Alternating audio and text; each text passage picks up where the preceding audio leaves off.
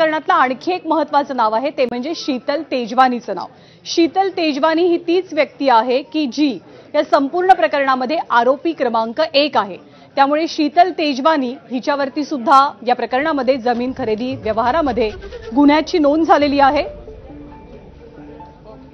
या शीतल तेजवानीचा आणखी एक प्रताप आता समोर येतोय। शीतल आणि तिचा पती सागर सूर्यवंशीनं बनावट कागदपत्रांच्या आधारे एकूण 10 कर्ज उचलली। यातून मिळालेली 41 कोटींची रक्कम त्यांनी इतरत्र गुंतवलेली। पिंपरी चिंचवडमधील सेवा विकास बँकेतल्या घोटाळ्या प्रकरणी सागरला सीआयडी, पिंपरी चिंचवड पोलीस आणि ईडी कडनं अटक झालेली, पण शीतलनं मात्र अटकपूर्व जामीन मिळवलेला। त्यामुळे शीतलनं केवळ जमीन गैरव्यवहार प्रकरणात नाही तर कर्ज प्रकरणात सुद्धा फसवणूक केल्याचं आता समोर आलंय।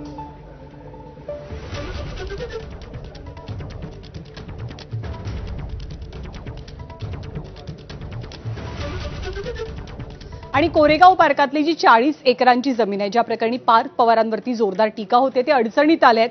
याच प्रकरणात पार्थ पवार यांचे सख्खे मामे भाऊ दिग्विजय पाटील यांच्यावरती गुन्ह्याची नोंद झाली, पण दिग्विजय पाटील यांच्या एकाच प्रकरणामध्ये त्यांच्यावरती गुन्ह्याची नोंद होते असं नाही, तर दिग्विजय पाटील यांच्यावरती बोपोडी प्रकरणामध्ये सुद्धा गुन्ह्याची नोंद करण्यात आल्याची माहिती मिळते। दिग्विजय पाटील जी कंपनी आहे पार्थ पवारांची, त्याच्यामध्ये ते साधारणतः 1% पार्टनर आहेत या सगळ्या जमिनीच्या खरेदी व्यवहार प्रकरणामध्ये। पण बोपोडीतील 5 हेक्टर जागा ही सुद्धा अमेडिया कंपनीनं बेकायदेशीर पद्धतीनं हडपल्याचा आरोप होतोय।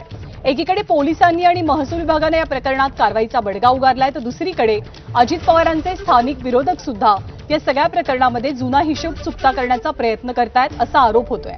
केंद्रीय मंत्री मुरलीधर मोहोळ आणि चंद्रकांत पाटील यांनी आज पुण्याचे पोलीस आयुक्त अमितेश कुमार यांची भेट घेतली आणि त्यानंतर पोलीस आयुक्तांनी या प्रकरणामध्ये कारवाई करण्यात येईल असं म्हटलेलं आहे।